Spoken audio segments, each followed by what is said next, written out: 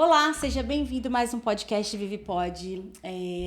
Eu estava com várias dúvidas sobre trazer uma medicina integrativa aqui novamente, mas eu não podia deixar de trazer a vocês uma coisa muito importante. A gente foi Dia das Mães essa semana e eu trouxe aqui uma médica de medicina integrativa, pediatria para cuidar dos nossos filhos, doutora Fernanda Cardoso. Fica aí, ela vai dar várias dicas importantes, coisas simples para você lidar com o seu filho no dia a dia. Doutora, muito obrigada por ter aceitado o seu convite, que veio de longe. Veio de longe, gente, né? Nem da nossa cidade, viu? Muito obrigada por ter vindo, doutora. Oi, boa tarde, Vivi. Muito prazer. Fico muito feliz com o convite para a gente poder estar conversando um pouquinho sobre essa abordagem da pediatria integrativa, tá? Que para mim é assim meu maior prazer dentro poder estar trabalhando com essa abordagem, né? Estou muito feliz com o convite. Acho que vai ser um papo muito gostoso. Muito gostoso, eu também acho. Doutora, eu comentei com você, eu tenho 2 meninos e eu sempre tive muita dificuldade da medicina convencional, da quantidade de remédio, do jeito que aborda. Então, eu sempre estudei e busquei coisas para não dar essa quantidade de medicação que o normal seria da medicina tradicional. Você pode só explicar para as pessoas de casa que não entendem, muitas pessoas não falam, nossa, mas o que é esse negócio de medicina integrativa? Pode explicar um pouquinho da convencional e da integrativa, por favor? Claro, claro. Bom, existem algumas diferenças, né, claro, sobre a medicina convencional e a medicina, a pediatria integrativa, tá? Uma das coisas é principalmente a abordagem, né, que nós fazemos, que é a convencional, ela vai ser focada na doença, né? A pediatria integrativa, não, ela vai ser focada no indivíduo. Então, né, na convencional, o que nós aprendemos? Nós aprendemos a trabalhar muitas vezes com protocolos engessados para todo mundo e que você vai replicando.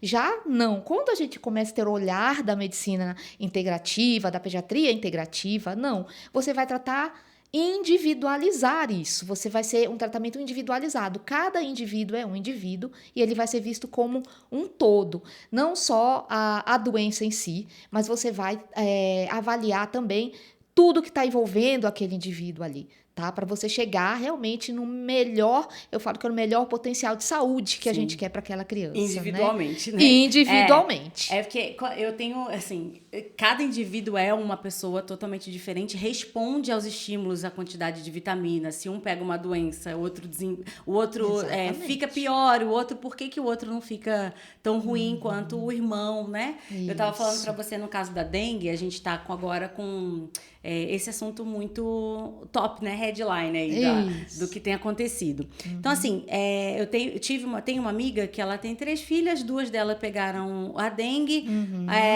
uma ficou muito ruim, teve que fazer contagem de plaqueta, sangue, e assim, por que as 2 não responderam da mesma forma? Porque são 2 indivíduos diferentes, com uma imunidade diferente, com uma carga até do ambiente diferente. Né? Doutora, vamos começar? Eu quero chegar num ponto mais pra frente, que eu sei que é o seu forte, sobre puberdade precoce. Mas antes disso, eu preciso passear sobre alguns assuntos da medicina integrativa, principalmente da pediatria. E eu queria começar com a parte da dengue realmente. Hoje isso tem acontecido. Quais são os cuidados que a gente teria com uma criança? Olha, meu filho tá com dengue. Na sala do meu filho na escola tem várias mães no grupo. Ele não vai assim porque começou a vomitar, dor de cabeça. Quais são os cuidados? O que fazer? Precisa mesmo ir no hospital? Dá um pouquinho para ir, explica um pouquinho. Ok, gente. Bom, a dengue, né? Todos nós sabemos que ela é transmitida através da picada, não é? Do mosquito lá, e que vai transmitir lá o vírus para a criança, certo? E aí nós temos que também avaliar que às vezes a própria resposta, como nós comentamos, de cada um é diferente, tá? Os sintomas que uma criança pode apresentar quando ela pode estar com dengue, eles são muito, inclusive, sugestivos de até outras coisas, tá? De outras doenças. Por quê? Às vezes a criança pode surgir com vômito realmente, com a diarreia, com febre, aí pode vir a dor no corpo, as manchinhas que podem aparecer, quando que levar, né, essa criança realmente num pronto-socorro, quando que é sinais de alarme da dengue. Bom, primeiro, se a criança apresentar muito prostrada, apresentar muito vômitos ou uma diarreia muito intensa, essa criança está abatida, jogada, né? Vamos falar assim. Isso é um sinal de alarme. Aí, há uma dor abdominal muito intensa, por exemplo, que começou subitamente. O sangramento de qualquer nariz, escovar os dentes, mancha roxa no corpo, fezes, o xixi, tudo isso são sinais de alerta para ser levado, para ser avaliado num hospital, com certeza. O que se deve fazer? Cuidados aí com a hidratação, se a criança está já confirmado a dengue, uma suspeita de dengue. Caprichar muito na hidratação dessa criança, que é um dos principais cuidados. Outra coisa, medicação. Medicação, a gente vai usar a medicação antitérmica, que vai ser o paracetamol, que é o Tilenol, ou a Novalgina, que é a dipirona. Cuidado com os anti-inflamatórios, né? Ibuprofeno, cetoprofeno, esse tipo de medicação deve ser evitada na suspeita de dengue, tá? Porque ele pode dar alterações aí, a gente vai pensar na parte da coagulação realmente, na parte da atuação das plaquetas, então a gente tem que tomar cuidado com isso, não é recomendado, tá? Então, tomar esses cuidados com a criança, principalmente repouso, hidratação, alimentação e ficar de olho nesses sinais de alarme que nós comentamos. Então, a criança está com vômitos que não cessam, uma diarreia muito intensa ou principalmente alguma dor abdominal muito intensa que começou e sangramentos, qualquer tipo de sangramento, é importante. O ibuprofeno não pode. Ibuprofeno, cetoprofeno, diclofenaco, né? Que são os anti-inflamatórios. Corticoide também não recomendado, bem lembrado.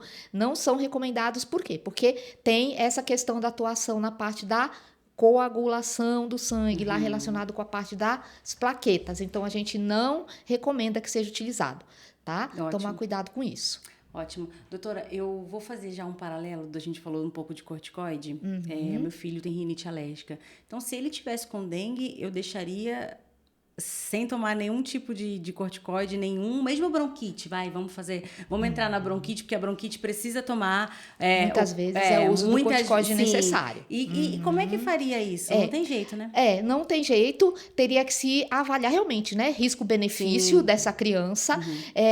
Essa criança, como que tá a situação dessa criança? Então, muitas vezes, vamos ter que usar e vamos observar, ficar de olho em qualquer alteração, qualquer sinal de alerta, para que a gente já consiga, muitas vezes, até algum outro tipo de arsenal de tratamento para essa criança. Vamos falar então um pouquinho de rinite alérgica, doutora, já que a gente está nisso. Aí a gente já entra nos benefícios da lavagem nasal. Muita gente não sabe fazer e fica chocado. Os meus fazem, sempre faço. E eu faço em mim também. Então a gente já acostumou aqui em casa. Já vai um seringão, entra por um lado, sai por outro. Desde pequenininho eu já acostumei dessa forma, né? Então, mas isso ainda é assim, nossa, que horror. Mas não vai pro ouvido. Não vai pro ouvido, não vai machucar. Fala um pouquinho não disso. Vai fazer. É o seguinte, né? A lavagem nasal, a gente já sabe dos benefícios. A lavagem nasal com o alto fluxo que nós falamos, né? Não é o sprayzinho lá, muitas vezes, que você às vezes vai lá e faz o spray. Aquele aerosol que vende, exato, né? Exato. Eu tô falando aí da lavagem com alto fluxo, que é com a seringa, ou com aquela garrafinha que a gente usa. Vou deixar a foto quando a gente estiver falando. Legal. E os benefícios são já assim, discutíveis. Por quê? Porque ali você vai fazer a pressão ideal para você retirar toda aquela secreção que está ali alojada na região. Com o sprayzinho, não. Você apenas umedece aquela área e você não faz a pressão necessária para que retire aquela secreção e faça realmente uma lavagem. Retira vírus também? Sim, retira por quê? Porque, na verdade, é uma porta de entrada, né? Do vírus, da bactéria. Ele se aloja ali na nossa região de mucosa, úmida, principalmente, né? Mucosa úmida. Então, ele vai estar alojado ali e você vai, e além de tudo, faz essa limpeza de retirar toda esse muco, toda essa secreção que também vai estar alojada biológico alojado lá, os vírus e as bactérias. Sim. Eu costumo orientar os pacientes, eu falo, as mães, né? Eu falo, gente, a lavagem nasal, primeiro, os pequenos, né, que vão na escolinha, que é aquele problema. Gente, chegou da escola, já vai pro banho, vira um hábito, lave. Mesmo que a criança nem tenha nada ali naquele momento. Ah, não, mas não tá com o nariz escorrendo. Mas é o que comentamos. Ali tá alojado os vírus, as bactérias na via aérea. Então, você fazendo a lavagem nasal, o que você vai fazer? Retira já aquilo ali. É uma forma de prevenção. Tá, cuidado então com a lavagem nasal, porque muitas vezes existe o mito, vai pro ouvido, vai dar otite, o que eu faço com meu filho? Gente, é observar certinho a posição de se fazer a lavagem nasal, fazer com cuidado, tá? E perceber, nossa, teve um incômodo realmente? Essa criança teve um incômodo no ouvido na hora que fez essa lavagem? Doeu? Sentiu dor? Teve algum reflexo? Ai, entupiu meu ouvido? Fica atento. Aí vale uma avaliação. Sim. Porque muitas vezes, o que acontece? Você tem uma alteração, às vezes, até anatômica mesmo. Isso, é mais encurtado, né? Exato. Ou você tem um desvio de septo. Então, na hora de você colocar, desvia ali, porque é tudo muito interligado. Então, acaba desviando. Da onde para o local, né? Fazer a lavagem nasal toda ali na área, vai e desvia. Então, ficar atento a isso é bem importante, né? Você viu, teve algum incômodo? Ah, não. Talvez seja melhor não fazer. Observa e aí pede para fazer uma avaliação. Aí um otorrino fazer uma avaliação, o pediatra fazer uma avaliação. Sim. Doutora, a gente falou da lavagem nasal e da rinite alérgica. No caso das crianças com bronquite, a gente sabe da alimentação hoje, o quanto a bronquite talvez esteja ligada à alimentação e também à parte emocional da criança. Eu posso te dizer isso porque eu tenho um desse aqui na minha casa e toda vez que ele tá com algum problema e tudo, eu vejo que a dermatite atópica, ele ataca, bronquite, cai a imunidade, a parte emocional. Pode falar um pouquinho dessa relação da parte emocional com a alimentação, com as ites, né? As ites, né? Muito complexas aí, né? As ites.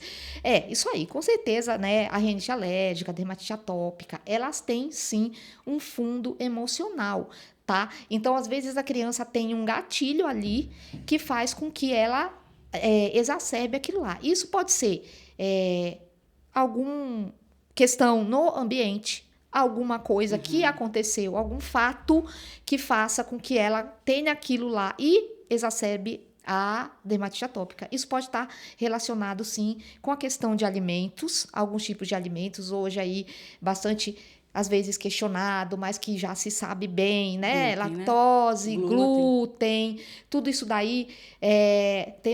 Aí a gente vê, né, nossa experiência no consultório, que se você retira isso daí, as crianças É o primeiro teste que vocês fazem, né, doutora? É um dos primeiros testes que nós fazemos, né? Porque aí muitas vezes, até questão, às vezes, um exame, muitas vezes, veio ali duvidoso, tudo. Você faz o teste, você observa e comprova. Eu tirei isso no meu... o leite, tirei a lactose e tirei o glúten. E teve uma boa... Não conseguiu melhorar? Foi mais a resposta emocional mesmo. Mais a parte emocional. Cuidar. Aí, o que a gente fez? Elevou a vitamina D, que a gente vai falar isso agora, daqui a pouco. Elevamos ao máximo de vitamina dele e ele teve uma melhora muito boa no sistema imunológico, né? Para ajudar o emocional a funcionar. Isso. É aí que tá. A importância da abordagem da medicina integrativa, pediatria integrativa, falando mais uma vez. Por quê? Na hora que a gente vai ver essa criança, eu não vou só olhar. Tem a dermatite atópica, então tá, passa lá o creminho, toma lá os corticoides da vida, o antialérgico e vamos lá. Não, gente, o porquê? Será que tem algum outro ponto mais ali que a gente precisa abordar? No seu caso, por exemplo, era algum ajuste nessa parte psicológica, emocional, ou ter um apoio, ter uma estrutura. Como é que está essa estrutura familiar? Como é que está essa criança? Como é que está a escola? Como é que está o sono dessa criança? Então, tudo isso tem que ser visto.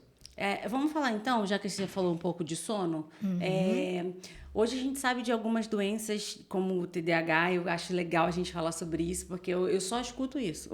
Hoje, porque meu filho tem TDAH. Hoje eu vejo até os adultos falando, porque eu tinha e nem sabia, né? Falar disso. Vamos Vamos falar um pouquinho do TDAH? Quem é que cuida disso? Como diagnosticar? Tá. Será que é tudo isso mesmo que todo mundo vem falando? Que todo mundo vem falando? Não, com certeza. Eu tenho um olhar que eu acho que às vezes isso tá um pouco exagerado, talvez, né? O diagnóstico. Ele não é tão simples assim. Normalmente, o diagnóstico vai ser feito ou por um neuropediatra, no caso da pediatria. Nós, né, falando na parte da pediatria geral, também podemos, né, iniciar um diagnóstico, porque existem hoje testes que nós temos acesso para serem feitos para essa criança. Na verdade, é uma avaliação bem detalhada dessa criança, né? Não é só num primeiro momento que você chega e você já pode dar o diagnóstico de TDAH para essa criança, tá?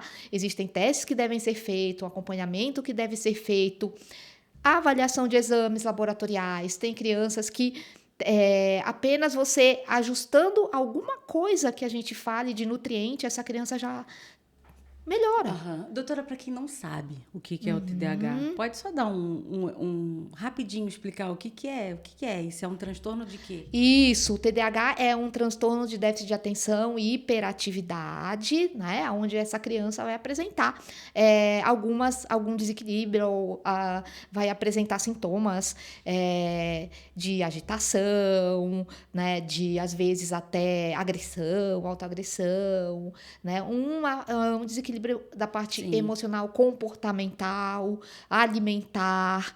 Muitas vezes essa criança pode ter alguma coisa nesse sentido, tá? Então, assim, são vários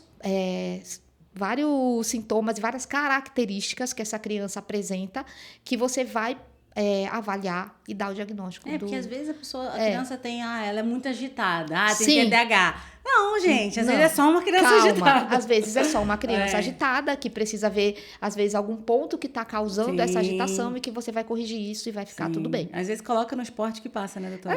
Então, exato. Vai praticar um esporte, vai ver como é que tá o sono dessa criança, vai ver como é que tá a família, a estrutura familiar dessa criança, o ambiente que essa criança está frequentando. Então, né? Hoje, uma dica para uma mãe que acha que o filho tem TDAH, procura um médico, né? Não tem como... Procurar um bom neuropediatra, ou mesmo pediatra geral, que tenha essa, como que eu posso falar? Essa especialidade, né? Essa especialização em Mas acompanhar. Acaba encaminhando para o neuro, né, doutora? Mas normalmente acaba encaminhando, né? Porque eu acho que aí... Fecha melhor o diagnóstico. E hoje em dia tem muitos neuros aí que são muito bem especializados nessa parte, né? Inclusive com visão integrativa também, e que podem dar um suporte muito mais adequado, sabe? Sim. Importante, né? Quando tem alguma coisa, procura gente que realmente sabe o que é, que faz aquilo com excelência, né? Eu tenho um pouco de pavor de quando a gente vai no médico, ele fala assim, eu sou médico de tal, mas não é especialista naquela área. Eu acho que é tão bom quando a gente tem um especialista numa área, estudou exatamente para cuidar, olha, eu vou fazer diagnóstico de TDAH. Eu acho que a gente tem que ter o olhar abrangente, né, do que nós fazemos. E depois vocês Mas encaminham, depois a gente vai, às vezes você pontua naquele lugar. Sim. Eu costumo falar assim, que às vezes você abraçar o mundo não vai dar muito certo, né? Então, você fazendo muito bem feito aquilo ali, nós, como pediatras, já sabendo identificar de forma correta, né? Para encaminhar de forma correta, eu acho que isso aí já é fazer muito bem. Vamos supor, você tem a olhar da medicina integrativa, mas o seu foco tem sido a puberdade. A gente vai falar disso. Hoje em dia, a maioria das pessoas, a gente vai na medicina integrativa, excelente, vai ver a criança como um todo. Mas tem gente que é melhor em respiratório, tem gente que é melhor em puberdade, alimentação. Dentro da própria medicina integrativa. Doutora, preciso falar de sono. Olha, vamos lá. Os meus meninos, desde muito cedo, eles têm horário para dormir. Aliás, quando nasceu o primeiro, era muito... Eu estava me adaptando ao ritmo dele e ele ao meu, né? Porque quando veio o segundo, eu falei, gente, eu preciso ter vida também. Então, o mais velho, na época, tinha 3 anos e pouco. E o mais novo chegou, eu falei, crianças vão dormir às 8 da noite. E eles começaram nesse ritmo sempre, né? Tá. Assim, uma festinha ou outra, a gente quebrava o protocolo, também não era doida, mas a maior parte do tempo as crianças dormiam 8. Depois passei para 8h30, 9 horas. E hoje o de 13 reclama comigo, mãe, eu já sou um adolescente, eu preciso dormir menos que o meu irmão de 9, né? Então, assim, ele realmente ganha meia hora a mais, né? Enquanto o outro está se preparando para ir para a cama, ele ganha uma meia hora a mais. Mas eu sempre gostei de 9, eles estão na cama, para 9h30 eles estarem dormindo. Não me arrependo, para mim foi ótimo. São crianças saudáveis, enfim. Mas eu vejo hoje em dia muitas crianças que vão dormir meia-noite, 1h da manhã, junto com os pais, e acordam cedo para ir para a escola, ou acordam muito tarde, perdem toda aquela manhã importante, enfim. Mas os meus não, 7 horas eles já Estão acordam. seguindo uma rotina. Mas isso é natural, Um ritual, né? do que eu aprendi, do que eu testei com eles e funcionou para mim. Bem. Para eles e para eu ter vida também como mãe, claro, né? Porque eles iam dormir 8 essencial. horas e eu ia ter minha vida ali depois que eles iam dormir. Importantíssimo. Mas voltando para a criança, vamos falar um pouquinho da importância do sono? Sim, com certeza, tá? O sono, ele vai mudar o padrão, né? Conforme a criança vai crescendo. Tá? Então, o bebê recém-nascido, ele vai ter aquele maior tempo, né? Só dorme. A gente fala que dorme, mama, faz cocô e xixi. Dorme, mama, faz cocô e xixi. Só que, né, isso vai mudando o padrão ao longo do tempo. Claro, aí na adolescência tudo vai mudar, vai ser um pouco menor, mas é super importante que a criança tenha pelo menos umas 8 horas de sono por noite. 8 horas é o suficiente? 8 horas é 8, 9 horas de sono é o ideal aí, é importante. Vamos colocar que seria um mínimo, tá? Porque também, vamos falar assim, a criança dormir 8 horas da noite, mas também só acordar 10 da manhã, não tá legal. Tem. Né? Não tá legal. Mas também dormir meia-noite, mas acordar também às 8 dormir da manhã, meia-noite também não estaria... exato. Então, assim, dormir 8, 12 horas, 10 horas seria o adequado. Porque a gente sabe que é nesse período noturno também que nós vamos ter a ação de hormônios ali, de substâncias do crescimento, desenvolvimento, tá? Então, eles vão atuar no noturno, eles vão atuar durante a criança estar dormindo, tá? Então, é importantíssimo não quebrar essa rotina. E aí, o que é? Essa criança é igual você. Criou uma rotina, criou um ritual, né? Então, manter isso, às vezes, é bem difícil, né? Todo mundo que consegue ir na adolescência também é muito difícil, né? Mas a criança já desde pequenininha, você já gerando esse ritmo, esse cuidado, vai fazer com que a criança mantenha mais esse padrão, tá? Porque não é benéfico uma criança. Ele sempre fala assim, mãe, você é muito brava com esse negócio de dormir. O de 13 agora tá bem questionador e faz parte da adolescência, né? Sim. E tá tudo bem. Mas eu falo assim, depois, mais pra frente, você vai me agradecer, porque assim, gente, acordar descansado, que você dormiu e saber toda a parte hormonal, da limpeza que o seu organismo faz enquanto você durante dormindo. Você está dormindo. Então, assim, exatamente. Não adianta explicar isso para uma criança. Então, vale meu poder de mãe. Aqui vai dormir. Determinando, né? Hoje mesmo eu falei assim, a hora que você quiser saber a hora que você vai comer, a hora que você vai dormir, a hora que você vai estar ganhando seu dinheiro e já vai estar saindo de casa. Porque não tem como. Eu tô cuidando de você e ponto. Eu sou muito assim, né? Não tem o que eles escolherem se não sabe. A gente tem dificuldade. Às vezes, eu dormi meia-noite, 1h. Aí a gente acorda 9 horas e tá cansada, porque não dormiu o necessário. Imagina uma criança, né? Doutora, vamos seguir? Falando um pouco de vitaminas. Eu entendo que hoje essa parte de medicina integrativa não é para todo mundo.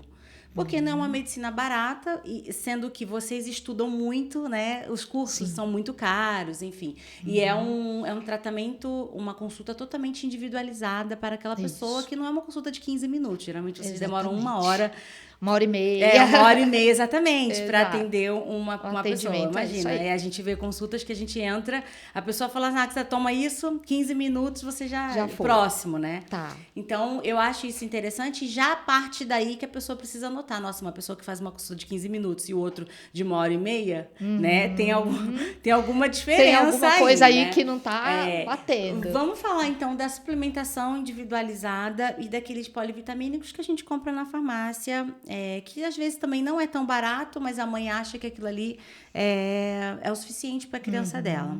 Vamos falar disso? Quer falar antes do exame de sangue? Porque a gente entra na vitamina? Vamos lá. Então, vamos. Então, quando que a gente pede, né? Solicita os exames de sangue para as crianças, para os bebês, tá? Bom, tudo depende da história, tudo também depende do momento. Um bebê que vai comigo, recém-nascido, ok, ele tá tudo bem, ele nasceu sem nenhuma intercorrência, não tem nenhum sintoma, não tem nada, eu vou fazer o acompanhamento desse bebê, tá?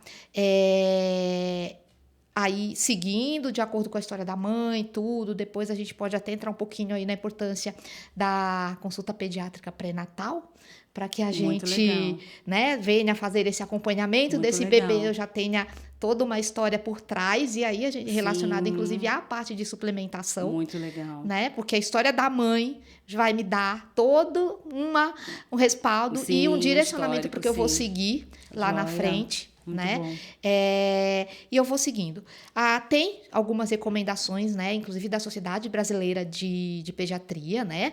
Para que seja solicitado com 1 ano de idade exames dessa criança. Normalmente, eles pedem para solicitar um hemograma, ferro, ferritina, alguns exames ali básicos para você avaliar essa criança com 1 ano de idade. Tá? Porque a gente tem ali todo aquele histórico até ali, você está fazendo acompanhamento, então o adequado eu faço isso também. Com 1 ano de idade, se não tiver nenhuma intercorrência antes, nenhuma necessidade antes, com 1 ano de idade, essa criança vai colher os exames dela de rotina, né? Meus exames de rotina aí, nós, né, com o olhar da integrativa, não vamos só colher hemograma e ferritina, tá? A gente vai colher os outros nutrientes, tudo. Claro, importante ressaltar que eu vou respeitar ali a dosagem, a quantidade de sangue que vai ser colhido daquela criança, o que pode ser feito a partir daquela criança, sempre individualizando, né? Não é que, nossa, vamos colher 1 milhão de exames da criança. Não, isso tudo tem que ser visto, tem que ser observado. Tá? Por que é importante colher o exame? Porque é a partir dele que eu vou ter realmente na minha mão ali, olhar além da história, além do exame físico dessa criança, se existe ou não alguma deficiência de nutrientes, se existe uma anemia, se existe uma baixa de vitamina, de ferro, tudo isso daí. Por quê? Porque a gente vai olhar com a prevenção, né? Então, eu não vou querer que se instale uma anemia nessa criança. Eu vou querer estar atuando antes que essa anemia se instale. A anemia é o fim do poço. A anemia é já destruir, vamos colocar assim, o organismo. Então, já trazendo malefícios para o nosso organismo. Então, a gente não quer que seja feito... não quer que chegue até lá, né? Exato, que não quer que chegue nisso. Eu vou colher, porque é aí que eu vou ter todo o respaldo para poder me guiar no que eu vou precisar fazer para essa criança.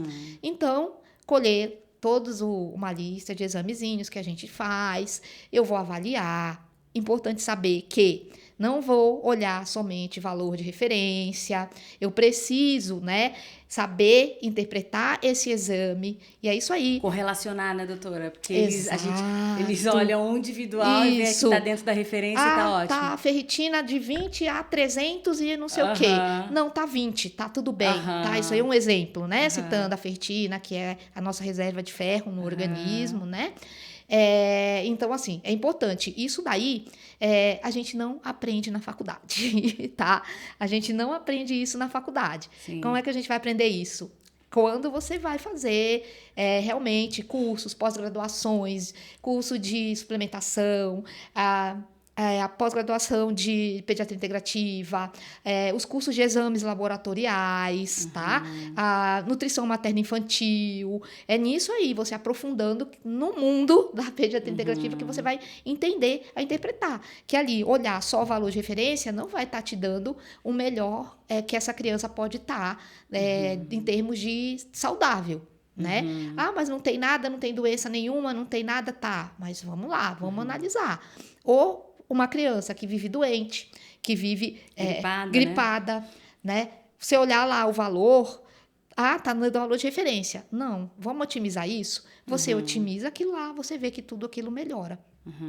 Tá? Então, vou pedir esses exames, tem que saber interpretar esses exames e a partir daí a gente vai olhar o que vai ser necessário, individualizado para cada idade, né? E o que é para aquela criança individual. Sim.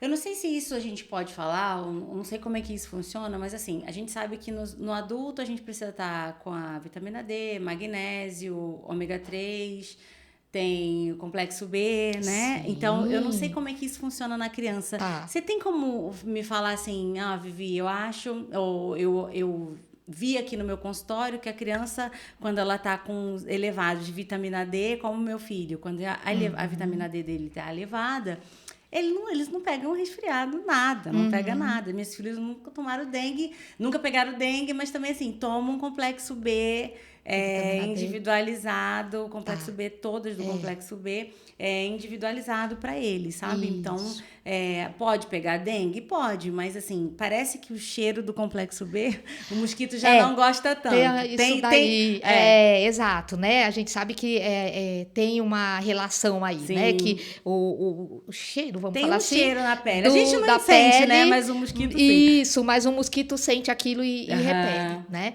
Bom, falar um pouquinho da vitamina D. A vitamina D hoje já tem muito descrito aí em vários estudos. Hormônio D, né, doutora? Hormônio D. Isso. Perfeito. É o hormônio D. A função dele na nossa imunidade é já bem descrita. E aí, assim também como para adulto, para criança, é importante nós mantermos níveis ideais de vitamina D. Níveis adequados de vitamina D para que ela tenha realmente essa função aí na imunidade, tá? Aí falando só um pouquinho assim, a criança, se é uma criança que ela não tem nenhuma patologia, nenhuma doença autoimune, que aí é um outro ponto, né? A gente não manter níveis de vitamina D entre 40 e 60 é um nível que a gente considera legal, tá? Essa criança vai estar no nível que mostra que ela vai estar com uma maior proteção em relação à imunidade, tá? Além, claro, quando a gente fala de função óssea, da vitamina D, de toda essa parte aí. É importante saber que a gente não sai dando mega dose de vitamina D, tem que se avaliar outros pontos, é bem importante. A gente precisa, dentro, inclusive, né, de exames aí, a gente precisa avaliar cálcio, a gente precisa avaliar o paratormônio, que é um outro hormônio que nós temos, para que esteja tudo adequado, alinhado, e a gente consiga manter os níveis de vitamina D adequados, tá? Mas a gente faz sim a vitamina D para as crianças, a gente tem as doses, calcula e sempre faz. Sim. Doutora, uma vez eu levei meu filho, ele era novinho e ele tomou alta dose de zinco para crescer. Zinco.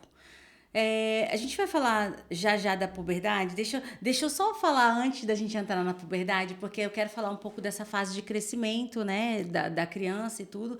E a gente vê aí hoje em dia cada vez mais novo as crianças, as crianças mais novas ficando menstruadas, os meninos já mudando de voz e depois eu quero falar isso, porque eu quero saber, assim, são estímulos? O quê? É alimento? São as telas? O que está acontecendo com essas crianças? Fica aí que a gente vai falar disso.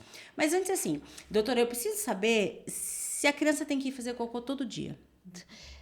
Sim, importante. Tá? O intestino é aí o nosso segundo cérebro, que nós chamamos, tá? Então, 80% da nossa imunidade, a gente pode falar que está relacionada ao intestino.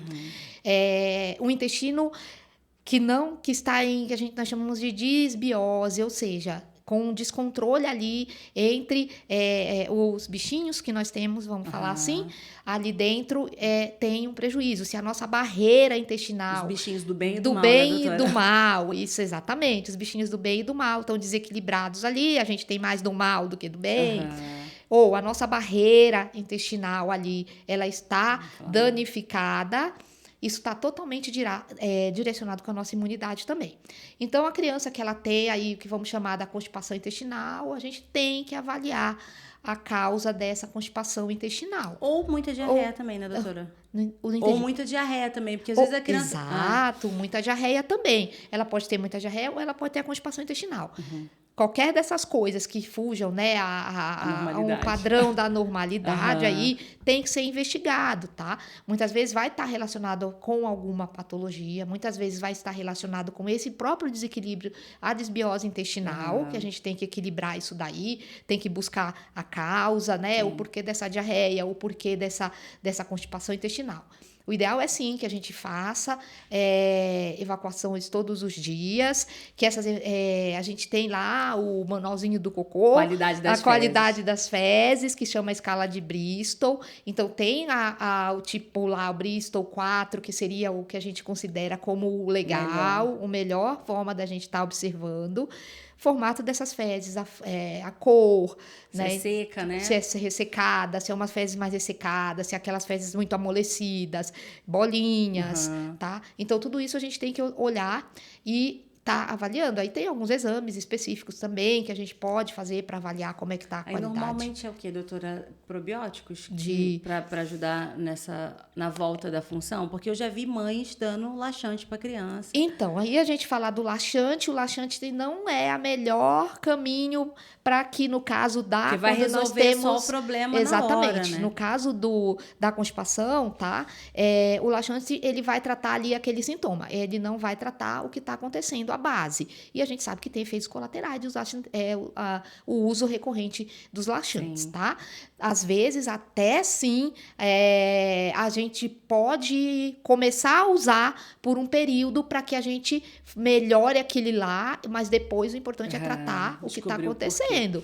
Aí vamos usar, sim, pode ter uso de probióticos, só que a gente tem que tratar, ver se essa criança tem parasitoses, a alimentação dessa criança como que está, a ingesta de líquidos, como é que tá, né? E tentar identificar se tem alguma alteração.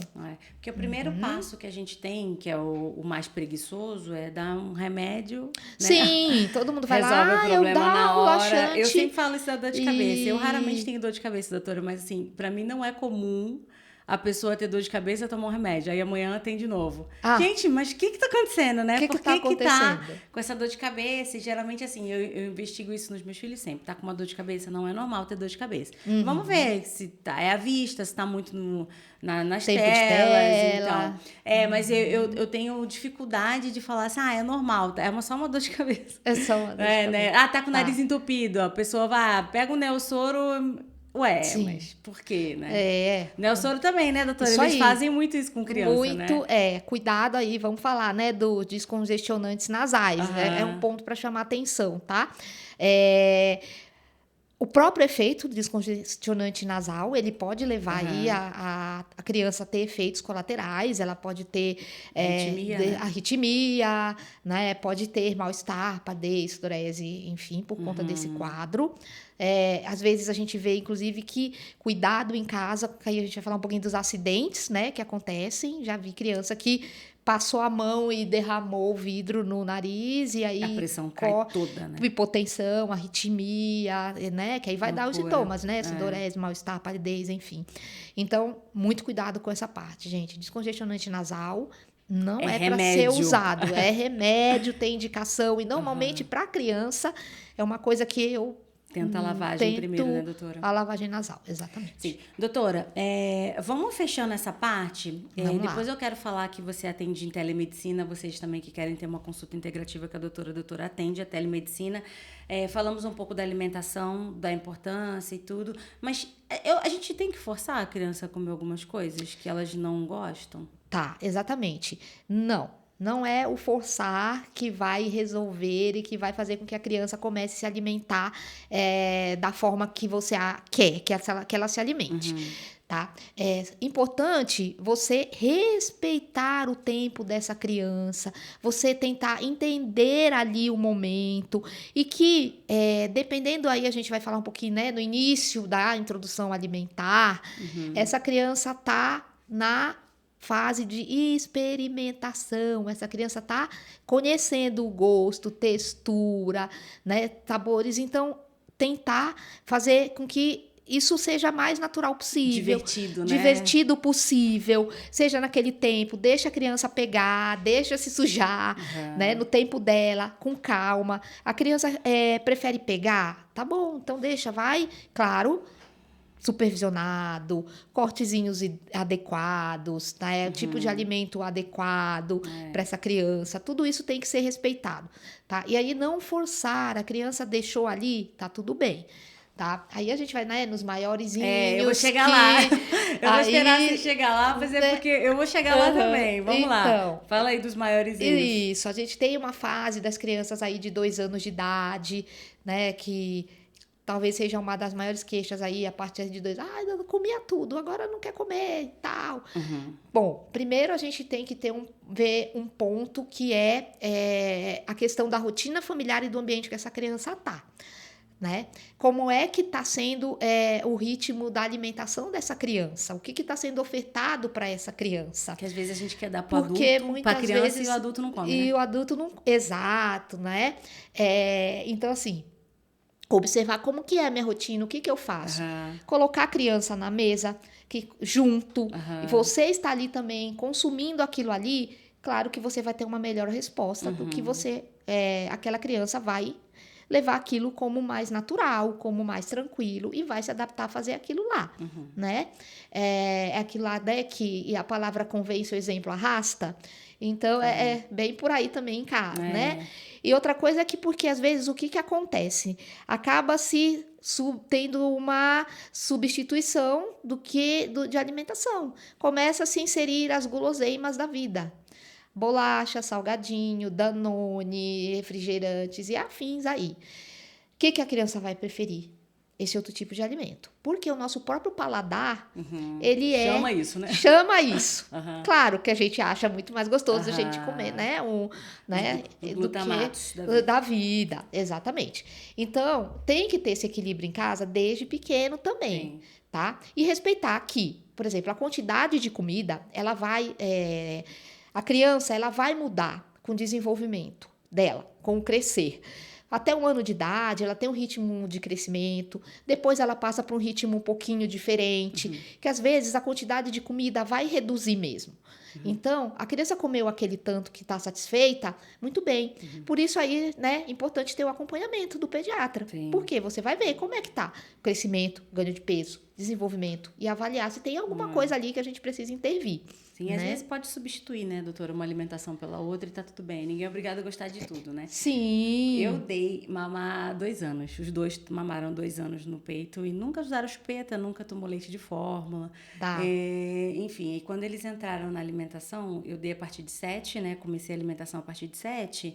Só que festinhas, tudo. Sim. Eu fazia alimentação em casa e eles iam, assim, não queriam comer nada, eles queriam só brincar e eu achava isso ótimo. Eu falei, gente, eu não sou maluca, eu vou segurar o máximo que eu posso, porque vai chegar uma hora que eles vão sozinhos pra festa de amiguinho e vão experimentar Coca-Cola, os brigadeiros, enfim. Então, os 2 nunca comeram esse tipo de alimentação até 2 anos de idade, enquanto eu pude segurar. Aí depois foi, né? Sim. Até o mais novo de 9, odeia refrigerante. O de 13 já experimentou, mas também não é... Não tem o hábito não também. Não é o hábito Não tem. Isso que eu acho legal. Eles não têm o hábito de comer porcaria. E não vai... E não tem mesmo. E eu acho que não sei nem se vai ter. Vão sempre assim, nossa, mãe, tá tão doce. Olha lá. Tá muito doce. Dá um exemplo. E come legumes, come inhame, berinjela. E às vezes a mãe não quer. Eu falei, filho, vai comer só um pedacinho, porque eu sei que é bom. Então, assim... esses negócios de nuggets, essas coisas não vai ser consumo, né? É que é assim também, né? Eu falo assim, não vamos ser tão radicais. Porque vai chegar uma hora que não tem como, né, que doutora? não tem como, né? Tá aí, a gente tá ao mundo, enfim, né? Eu falo assim, que seja a exceção e não a regra. Porque aí tudo, né? Tá, foi naquela festinha, foi Pra naquele... tudo, sim. Tudo bem, ok, consumiu ali naquele final de semana, tá bom. Depois, durante a semana, a gente sabe como que vai funcionar. Sim, né? entra no Eles já- ritmo E entra no normal. E ritmo, aí eles entendem isso, né? entendem e não vão sentir falta, porque aí a gente entra no ponto É. da questão do açúcar, Sim. do viciar, né? Eu fui numa festa esses dias com meu mais novo, e 9 anos. Aí ele veio assim, com um algodão doce desse tamanho num palito. Eu falei, meu Deus, meu filho. Não falei que sim nem que não. Eu falei, não acredito. Veio me provocar, né? Porque beliscou um pouquinho e daqui a pouco E larga. largou. É isso aí. Entende? Não tem, doutora. Eu preciso. A gente tá encaminhando pro final. Vamos lá. A gente só não falou do polivitamínico pra gente fechar esse Opa, assunto. verdade. Pode. O polivitamínico é o que acontece, tá? Polivitamínico pronto, né? Que todo mundo encontra na farmácia. Ele vai. Um dos pontos aí, né? Que a gente olha e que fala assim: olha, não vamos optar por isso. Por quê? Primeiro, quantidade do que você tem de cada nutriente ali. Muitas vezes você sabe que pode não ser o adequado, pode ser tanto a mais como pode ser a menos, né? É bom falar, né? Que também excesso desse tipo de vitaminas também sobrecarregam o organismo e podem ter efeitos prejudiciais. Sim. Então, é preciso ter atenção também. E outra coisa são alguns outros componentes que estão dentro desses polivitamínicos prontos, né? Conservantes, corantes, né? Que açúcar, exatamente, muito açúcar, componentes que podem ser mais potenciais alergênicos, tá? Então a gente busca não ser a primeira opção. Mas eu tenho algumas situações que, ok, tudo bem, é o que temos, vamos prescrever isso e vamos receitar e vamos tratar, vamos ver como é que vai ficar, né? E acompanhar. Né? Então, do ponto do polivitamínico seria isso. E aí, por a gente pensar numa forma individualizada, a gente prefere fazer a prescrição de suplementação individualizada para cada um. Sim. Tá? Maravilha. Doutora, antes da gente entrar no último assunto, que é o da puberdade precoce, fala um pouquinho como é que funciona a sua telemedicina. Ah, sim, claro. Eu faço os atendimentos de telemedicina. Isso é liberado hoje em dia, né, doutora? Porque liberado, eu morei em Portugal há algum tempo, na Inglaterra, e em Portugal a gente faz super tranquilamente, né? E isso, aqui no Brasil já é liberado, sim. Né? Mas pouca gente fala ainda sobre isso, né? Isso, as pessoas ainda têm algum receio, né? Ai, meu Deus. A telemedicina, ela funciona como que ela vai funcionar? Ela vai ser enviado para o paciente, para o responsável, um link, né, de uma plataforma digital. Aí ele vai acessar esse link, vai abrir a consulta de vídeo, onde ele vai estar me vendo, eu vou estar vendo e ouvindo. Ali nós vamos conversar, nós vamos fazer uma consulta praticamente idêntica. Caso, com a mãe, né? Exato, com a mãe, né? Quando a criança pode estar perto também, lógico. Com a mãe, com o responsável, né? Se a gente tem um responsável, às vezes o pai que quer fazer a telemedicina, pode fazer também. Às vezes é a avó que cuida da criança e se sente... pode ser feito também. Vai ser feito normalmente uma consulta praticamente normal. Vídeo por vídeo. De vídeo, com anamnese e tudo. Aí eu deixo depois o seu contato e tudo para quem... Presencial, você é americana? Eu estou em São Paulo. São Paulo. Presencial, eu estou em São Paulo. Tá? Mas aí, telemedicina, o mundo. Telemedicina, qualquer lugar, estamos aí. Quando tiver os brasileiros, você consegue alcançar. Isso aí. Ótimo, doutora. Vamos então fechar sobre o assunto de puberdade precoce? Hoje eu vejo as crianças muito novas, né? Já menstruando, 9, 8 anos, enfim. A quantidade de pelos pelo corpo, voz mudando, tudo muito novo. Por que isso está acontecendo?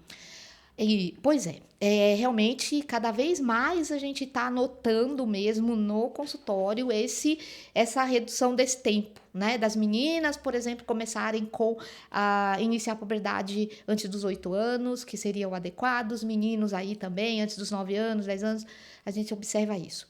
Aí tem os fatores aí que estão relacionados, a gente pode ter fatores genéticos que estão relacionados e a gente vai ter os fatores ambientais que estão relacionados, que eu acho que talvez seja um ponto principal aí que a gente tem que ficar de olho é essas crianças estão sendo expostas a muitos fatores que vão atuar como que nós chamamos aí dos disruptores endócrinos, né?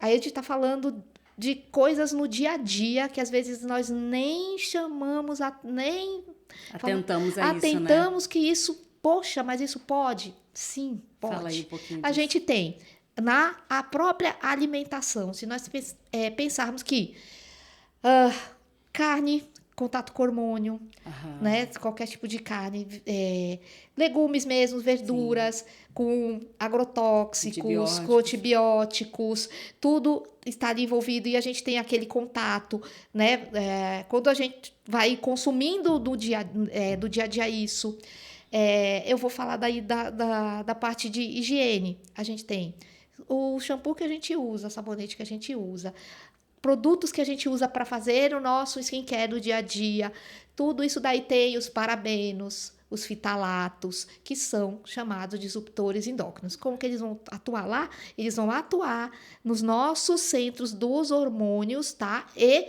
mimetizar a ação desses hormônios. Então, vai fazer que o quê? Que a gente haja um funcionamento errado no tempo inadequado. Tá? Então, a gente vê cada vez mais essas crianças sendo expostas. Mas tudo bem, não tem problema. Usar maquiagem. Desodorante, né? O desodorante, né? Tomar cuidado. Começa um CCzinho azedo, né? As Começa, exatamente. E aí já bota as crianças para fazer desodorante para usar o desodorante. Falei, meu Deus. Então, é muito importante ficar atento, né? Buscar. Hoje, temos bastante opções aí no mercado de produtos mais limpos, livres desses componentes aí, disruptores endócrinos, para deixar de utilizar esmalte, o desodorante sem alumínio, sem parabenos, sem os fitalatos da vida, tudo isso. Então, tem opções. Pasta de dente com flúor. Pasta de dente com flúor, exatamente. É isso aí. São coisas do dia a dia, gente. Se a gente pensar muita coisa do nosso dia a dia. É de higiene, é da alimentação, é panela que a gente cozinha, porque a gente acaba tendo contato ali também com os metais, né? Então, isso também acaba gerando um desequilíbrio no nosso organismo. Então, é importante chamar atenção para isso, né? E é importante, quando nota, né, que a criança tem algum tipo de alteração disso, broto mamário nas meninas, né, menino começar com pelos, mudança de voz, mudança de humor, antes do tempo esperado, procurar saber um atendimento. Quanto antes, né, doutora? O quanto antes, porque dá pra gente fazer uma avaliação, identificar e muitas vezes atuar ali, tá? Tem algumas coisas que dá pra fazer, inclusive de medicação, pra tentar bloquear isso e atuar. E aí, talvez já as orientações desses cuidados básicos, às vezes, tá? Mas é que a gente não tem noção, né, doutora? Esses dias eu estava falando, meus filhos usam sem flúor desde sempre. Tá. E todo mundo fala isso pra mim, nossa, mas tá doida, vai dar cárie. Eu falei, sabe, é porque as pessoas não buscam o conhecimento, não entendem que o flúor não sai do corpo. Não, exato. Que se deposita ali, que fica e vai assim, gerar. Imagina, exatamente. E tem estudos que falam de Alzheimer, né, lá na frente, sobre o flúor. Sobre o uso do flúor, com certeza, com certeza. Doutora, conhecimento é vida, né? Conhecimento e tá aí de graça para todo mundo, né, doutora?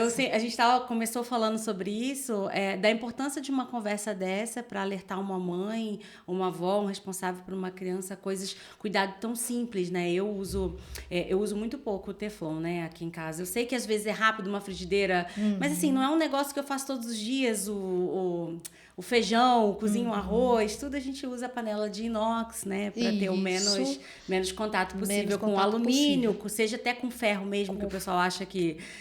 antigamente já tá com anemia, cozinha na panela de ferro. Então, várias coisas crendices, assim, que hoje em dia tem como a gente procurar esse conhecimento. Eu não tenho como te falar assim, doutora, dá agora todas as dicas, mas isso tá tudo na internet, para quem quiser buscar. Para quem quiser buscar. É muito fácil o conhecimento. E além de tudo, sua telemedicina está funcionando. Telemedicina quem está precisar de uma agenda aberta, quem precisar. Doutora, eu sei que vocês estudam muito, sabe? Mas eu quando eu falei com você, a primeira coisa que você falou assim pra mim, Vivi, eu gostaria muito de levar esse conhecimento para a maior quantidade de gente possível. Isso para mim é medicina, né? Você tem um olhar para o outro e você quer levar aquilo que é bom para alcançar outras pessoas. Isso para mim não tem preço e esse é um dos motivos que eu te chamei aqui. Obrigada. E eu falei até para você, o meu objetivo também é esse, é levar conhecimento para as pessoas. Talvez eu fique nesse nicho de medicina integrativa, de saúde, né? Porque é uma coisa que realmente eu gosto muito que as pessoas saibam de coisas que eu mesmo soube sozinha, pesquisei sozinha, mas eu tive a curiosidade de buscar. Certeza. Então, gente, tá aí para todo mundo. Doutora, deixa aí o seu alô. Eu só queria, por favor, que você terminasse. Você pode terminar olhando para a câmera e falando da importância da mãe já grávida procurar um pediatra. Claro, sim. Vamos terminar assim? Aí você pode falar assim, direto para a câmera aí. Você, mamãe, que está grávida, manda aí o recado. Você, mamãe, que está gestando ou pensando em começar, né, a buscar para se preparar, gente. Na verdade, existe um preparo para gestação, tá? Porque aí a gente vem falar dos 1000 dias de ouro, que talvez seja um outro assunto. Muito para legal. se falar, né? Os 1100 dias de ouro da criança. Mamãe, é muito importante, tá? Porque você vai estar influenciando diretamente na geração do seu bebê para que ele venha saudável. Você está com níveis adequados de vitaminas, está com uma boa assessoria em questão psicológica. Então, é muito importante. E fazer uma consulta pediátrica pré-natal, onde você vai ter todas as orientações a respeito dos primeiros dias do bebê, primeiros cuidados com o bebê, amamentação, vacinas, banho, todas aquelas dúvidas, sono, todas aquelas dúvidas, a própria questão da suplementação, né? Que é uma coisa que a gente fala e que eu gosto particularmente bastante. Que é bem pré, né? Que é bem pré, exatamente. A suplementação vem da mãe. A mãe vai fornecer inicialmente todos os nutrientes para o bebê. Então, ela está com os níveis adequados, vai refletir totalmente no desenvolvimento desse bebê, tá? Então, assim, ir lá, buscar uma consulta pediátrica pré-natal para ter todas essas informações, programar esse acompanhamento desse bebê. Você já vai ter... criar aquela empatia, né, com o pediatra, porque tem um pediatra para chamar de seu. Eu sempre costumo falar isso, tá? Ter uma boa rede de apoio, é lógico, é super importante, e dentro disso, ter um pediatra é muito, muito, muito importante, tá? E ele vai te dar todas as orientações, né? Eu, na minha consulta, a gente conversa bastante, tiro todas as dúvidas sobre todos esses assuntos básicos e que vocês têm muitas dúvidas, e isso é normal, de como vai ser esse acompanhamento da criança, de que forma que vai ser, nos primeiros dias o que vai acontecer, tá? Então, assim, não deixe de marcar, não deixe de vir, estou aí à disposição. Linda. Olha, eu vou deixar depois um presente para o pessoal. A gente vai gravar, depois que esse episódio for ao ar, você vai gravar um vídeo para mim que a gente vai postar aqui no podcast para falar do 1000 dias. Vamos! Né? Porque eu nunca ouvi falar sobre isso, mas assim, a minha gravidez foi bem planejada, todas duas. Tá. E eu quis engravidar, eu engravidei e cuidei, né? Da alimentação, comia muito brócoli, enfim, eu cuidava da parte suplementar e tudo. Sim. Mas hoje em dia a pessoa fala assim, gente, engravidei, não foi? E aconteceu. Tá tudo bem. E tá tudo bem, dá super tempo, né? Uhum. Dá tempo de correr atrás e lembrar isso, que o que você come, o seu bebê tá comendo também. Exatamente. É isso aí. A mãe, os nutrientes da mãe vão estar passando, né? Através, seja ali na gestação, através, né, de placenta, tudo, e através do leite materno. Se o leite materno, se a mãe não tem nutrientes adequados, aquele leite materno vai estar deficiente. Fraco. Entre aspas, fraco, né? Entre aspas, né? Nesse sentido que nós estamos falando da nutrição para o bebê. Nutrição, sim. Tá? Gente, muito obrigada, doutora, muito obrigada de verdade. Depois a gente vai gravar, então, esse presente explicando para as mamães aí que querem ser mamães ou que já estão gestando, sobre 1000 dias de ouro. Chama-se 1000 dias de ouro, hoje já se fala-se nos 1100 dias de ouro. Nossa, tá cada vez crescendo, né? Exatamente. Hoje até 2200 dias, 2200 dias, que aí até os 2 anos de idade, né? Mas os 1100 dias aí são super importantes, que é desde a preparação para a gestação até a humano do bebê. Maravilha. Então, gente, muito obrigada. A doutora vai se despedindo aqui da gente. As redes sociais dela estão lá, tá sempre com muitas dicas. A doutora dá sempre muitas dicas lá, né, doutora? Eu encontrei você, por acaso, entre aspas, na rede social. E muito obrigada por você ter ficado aqui. Eu espero que você tenha gostado. Depois a gente vai ter um pós aí gravando esses vídeos para vocês. Um beijo e até o próximo episódio. Tchau, tchau.